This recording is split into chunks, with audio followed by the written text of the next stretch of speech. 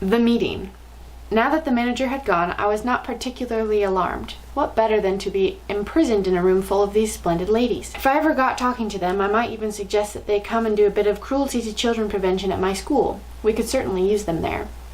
In they came, talking their heads off. They began milling around and choosing their seats, and there was a whole lot of stuff like, "Come and sit next to me, Millie dear," and "Oh, hello, Beatrice. I haven't seen you since the last meeting. What an adorable dress you have on."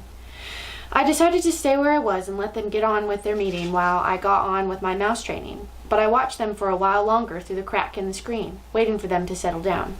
How many were there? I guessed about 200. The back rows filled up first. They all seemed to want to sit as far back from the platform as possible. There was a lady wearing a tiny green hat in the middle of the back row who kept scratching the nape of her neck. She couldn't leave it alone. It fascinated me the way her fingers kept scratching away at the hair on the back of her neck. Had she known somebody was watching her from behind? I wondered if she had dandruff. All of a sudden, I noticed that the lady next to her was doing the same thing. And the next one. And the next. The whole lot of them were doing it. They were all scratching away like mad at the hair on the backs of their necks. Did they have fleas in their hair? I began to be fascinated by these hair-scratching ladies. It was always funny when you catch someone doing something coarse, and she thinks no one is looking. Nose-picking, for example, or scratching her bottom. Her hair-scratching is very nearly as unattractive, especially if it goes on and on. I decided it had to be knits. Then the most astonishing thing happened. I saw one lady pushing her fingers up underneath the hair on her head, and the hair, the entire head of hair, lifted upwards, all in one piece, and the hand slid underneath the hair and went on scratching. She was wearing a wig. She was also wearing gloves. I glanced swiftly around at the rest of the now seated audience. Every one of them was wearing gloves. My blood turned to ice. I began to shake all over. I glanced frantically behind me for a back door to escape through. There wasn't one. Should I leap out from behind the screen and make a dash for the double doors? Those double doors were already closed, and I could see a woman standing in front of them. Keep still, I told myself. No one has seen you yet. There's no reason in the world that they should come and look behind the screen. But one false move, one cough, one sneeze, one nose blow, one little sound of any sort, and it wouldn't be just one witch that gets you. It'll be 200. At that point, I think I fainted. The whole thing was altogether too much for a small boy to cope with. But I don't believe I was out for more than a few seconds, and when I came to, I was lying on the carpet, and I was still, thank heavens, behind the screen. There was absolute silence all around me. Rather shakily, I got to my knees and peered once again through the crack in the screen. Frizzled like a fritter. All the women, or rather the witches, were now sitting motionless in their chairs and staring as though hypnotized at somebody who had suddenly appeared on the platform. That somebody was another woman. The first thing I noticed about this woman was her size. She was tiny, probably no more than 4.5 feet tall. She looked quite young, I guessed about 25 or 26, and she was very pretty. She had a rather stylish long black dress that reached right to the ground, and she wore black gloves that came up to her elbows. Unlike the others, she wasn't wearing a hat. She didn't look to me like a witch at all, but she couldn't possibly not be one. Otherwise, what on earth was she doing up there on the platform? And why, for heaven's sake, were all the other witches gazing at her with such a mixture of adoration, awe, and fear? Very slowly, the young lady on the platform raised her hands to her face. I saw her gloved fingers unhooking something behind her ears, and then she caught hold of her cheeks and lifted her face clean away. The whole of that pretty face came away in her hands. It was a mask. As she took off the mask, she turned sideways and placed it carefully upon a small table nearby, and when she turned around again and faced us, I nearly screamed out loud. That face of hers was the most frightful and frightening thing I have ever seen. Just looking at it gave me the shakes all over.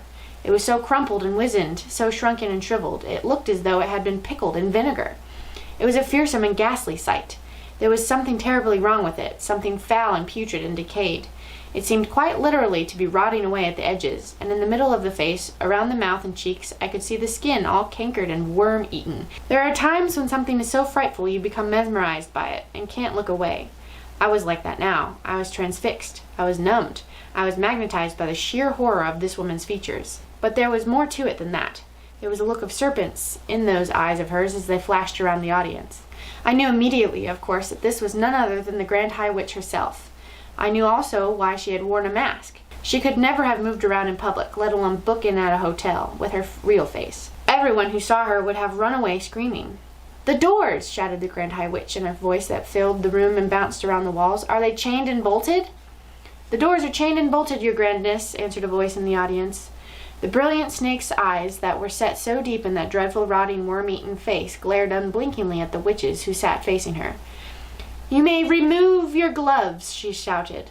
Her voice, I noticed, had that same hard metallic quality as the voice of the witch I had met under the conker tree, only it was far louder and much, much harsher. It rasped, it grated, it snarled, it scraped, it shrieked, and it growled. Everyone in the room was peeling off her gloves. I was watching the hands of those in the back row. I wanted very much to see what their fingers looked like, and whether my grandmother had been right. Ah, yes, I could see several of them now. I could see the brown claws curving over the tips of the fingers. They were about 2 inches long, those claws, and sharp at the ends. "You may remove your shoes," barked the Grand High Witch. I heard a sigh of relief going up from all the witches in the room as they kicked off their narrow, high-heeled shoes, and then I got a glimpse under the chairs of several pairs of stockinged feet, square and completely toeless. Revolting they were, as though the toes had been sliced away from the feet with a carving knife. "You may remove your wigs," snarled the Grand High Witch. She had a peculiar way of speaking. There was some sort of foreign accent there, something harsh and guttural, and she seemed to have trouble pronouncing the letter W. As well as that, she had something funny with the letter R.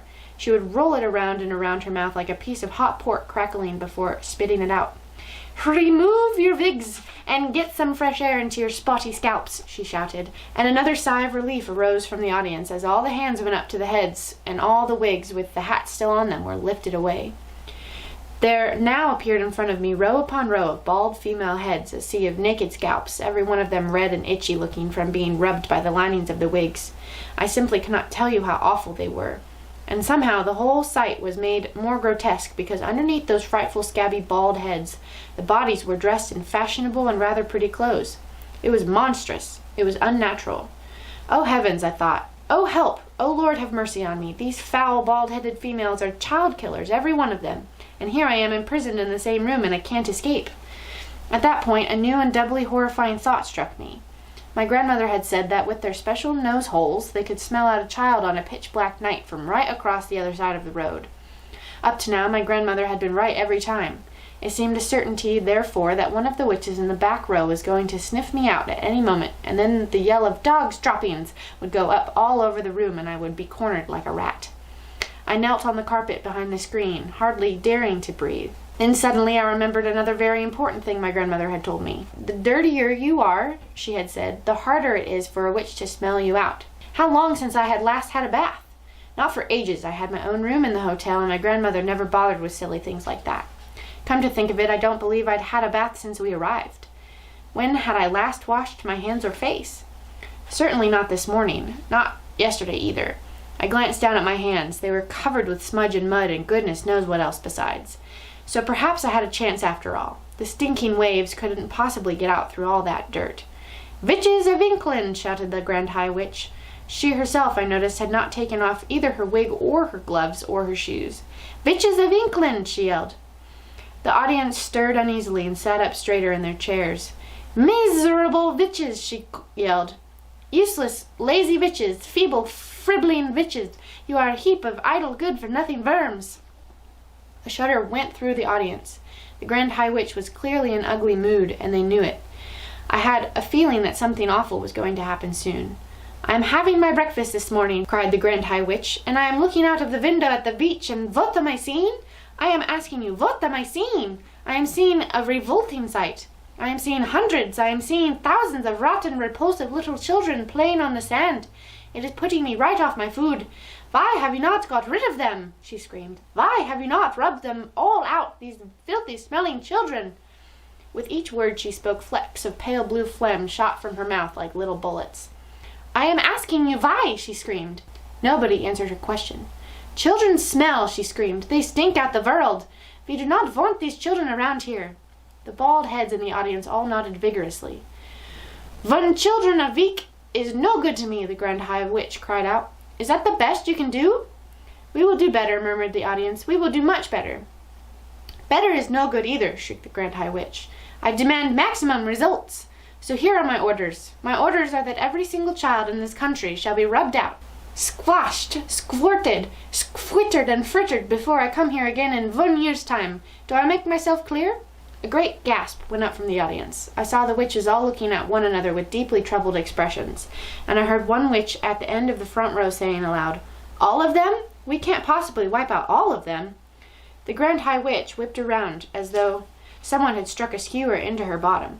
"Who said that?" she snapped. "Who dares to argue with me? It was you, was it not?" She pointed a gloved finger as sharp as a needle at the witch who had spoken. "I didn't mean it, your grandness," the witch cried out.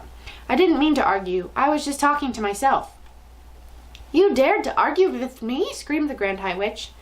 "I was just talking to myself," cried the wretched witch. "I swear it, your grandness." She began to shake with fear. The Grand High Witch took a quick step forward, and when she spoke again it was in a voice that made my blood run cold. "A stupid witch who answers back must burn until her bones are black," she screamed. "No, no," begged the witch in the front row. The Grand High Witch went on. "A foolish witch without a brain must sizzle in the fiery flame." "Save me!" cried the wretched witch in the front row. The Grand High Witch took no notice of her. She spoke again. "An idiotic witch like you must roast upon the barbecue." "Forgive me, oh your grandness," cried the miserable culprit. "I didn't mean it."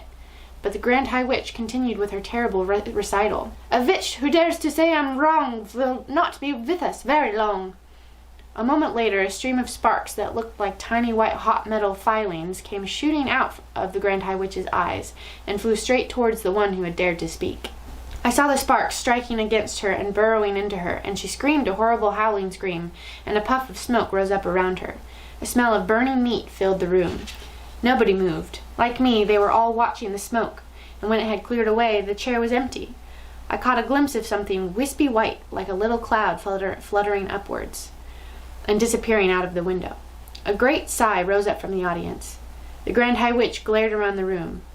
"I hope nobody else is going to make me cross today," she remarked. There was a deathly silence. "Frizzled like a fritter," said the Grand High Witch. "Cooked like a carrot. You will never see her again. Now we can get down to business."